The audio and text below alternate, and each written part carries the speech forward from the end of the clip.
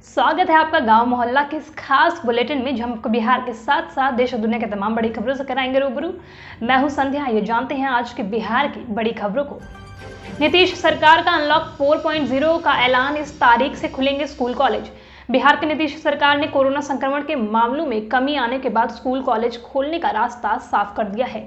सोमवार को सीएम नीतीश ने ट्वीट के जरिए स्कूल कॉलेज खोलने की जानकारी दी। नया आदेश 7 जुलाई से लागू होगा। इसके पहले 23 जून से 6 जुलाई तक के लिए अनलॉक फेज 3 में कई राहतों का ऐलान किया गया था। सोमवार को सीएम नीतीश कुमार ने ट्वीट करके जानकारी दी कि कोरोना संक्रमण की स्थिति की समीक्षा की गई। इसके आधार पर फैसला लिया गया है कि सभी सरकारी और गैर सरकारी कार्यालय को सामान्य रूप से खोला जाएगा। वैक्सीन ले चुके लोग कार्यालय में काम के सिलसिले में प्रवेश कर सकेंगे। 11वीं से 12वीं के स्कूल और कॉलेज 50% छात्रों की उपस्थिति के साथ खोले जा सकेंगे। लालू यादव का मोदी सरकार पर वार, कहा देश हजारों साल पीछे चला गया। कोरोना और अपराध पर सीएम नीतीश को भी घेरा। राजद के 25वें सालगिरह के मौके पर बिहार के पूर्व सीएम लालू प्रसाद यादव ने मोदी सरकार पर जमकर हमला किया। लालू यादव ने कहा कि देश में महंगाई इतनी बढ़ गई है कि लोगों को भोजन का संसाधन जुटाने में मुश्किलें आ रही है। उन्होंने कहा कि महंगाई से गरीबों की कमर टूट गई है, लेकिन केंद्र सरकार को चिंता नहीं है। लालू यादव ने इस दौरान बेरोजगारी पर भी बीजेपी सरकार को घेरा। राजद कार्यकर्ताओं को संबोधित करते हुए लालू यादव ने कहा कि देश में पेट्रोल और डीजल का भाव लगातार बढ़ रहा है। उन्होंने कहा कि अब लोकसभा की तरह काम नहीं कर रहा है।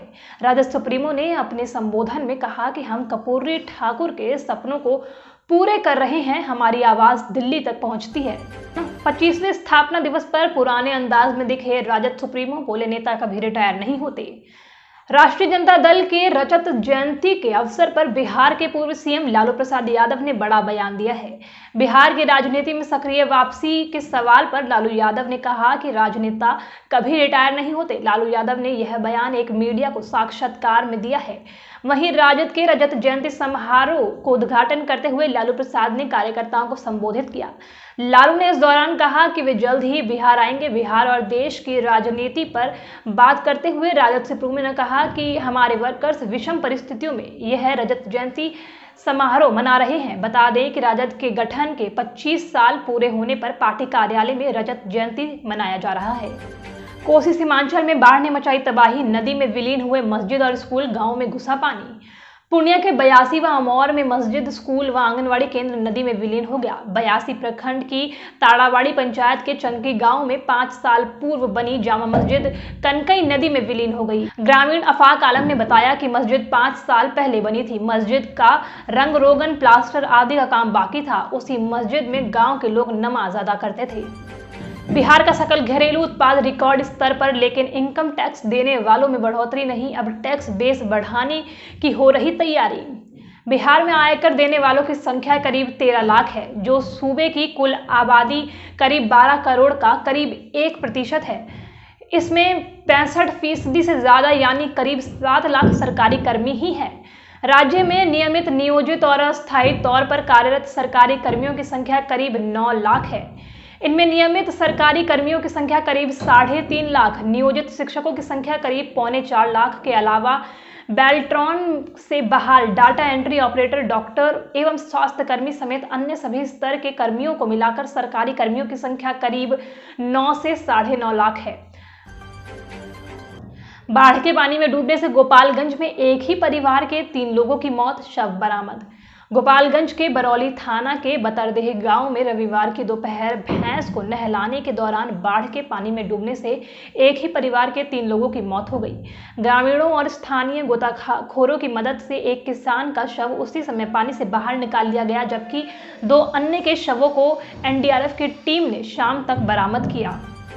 अगले 4 दिन पूरे बिहार में भारी बारिश और ठनके के आसार, मौसम विभाग ने जारी किया अलर्ट। बिहार में अगले 4 दिन तक बारिश और वज्रपात के आसार बन गए हैं। इस मौसमी दशा में पूरा बिहार प्रभावित होगा। आईएमडी पटना के मुताबिक बिहार से 2 ट्रफ लाइन गुजर रही है। इस वजह से 2 से 3 दिनों से बारिश में आई कमी के बाद एक बार फिर बाढ़ की स्थिति बन सकती है। उत्तर और दक्षिण बिहार में मध्यम से भारी बारिश व मध्य बिहार में मध्यम बारिश के साथ जबरदस्त ठनका गिरने की आशंका है। इस संबंध में ऑरेंज अलर्ट जारी किया गया है। इस दौरान तेज हवा भी चलने के आसार हैं। आरजेडी के 25वें स्थापना दिवस पर लालू यादव ने किया ऐलान, जल्द करेंगे बिहार के सभी जिलों का दौरा। राष्ट्रीय जनता दल के 25वें स्थापना दिवस पर पार्टी सुप्रीमो लालू प्रसाद यादव ने पार्टी नेताओं, कार्यकर्ताओं समेत राज्य भर की जनता को संबोधित किया। वर्चुअल संबोधन के दौरान उन्होंने ये ऐलान किया कि वे जल्द बिहार आएंगे और लोगों से रूबरू होंगे। केवल पटना ही नहीं, वे राज्य के हर जिले का दौरा करेंगे और वहां के लोगों से मिलकर अपने विचार रखेंगे। मोदी कैबिनेट का इस हफ्ते हो सकता है विस्तार। सुशील मोदी सहित बिहार के कई नेताओं को मिल सकती है मंत्रिमंडल में जगह। केंद्रीय मंत्रिमंडल के विस्तार को लेकर लंबे समय से चर्चाएं चल रही है। मंत्रिमंडल के विस्तार की तिथि और उसकी रूपरेखा को लेकर कई कयास लगाए जा रहे थे, लेकिन अब कयासों के बादल छटते नजर आ रहे हैं। ऐसी संभावनाएं जताई जा रही है कि मोदी कैबिनेट का इस हफ्ते विस्तार हो सकता है। सूत्रों के अनुसार 7 जुलाई की दोपहर कैबिनेट का विस्तार हो सकता है।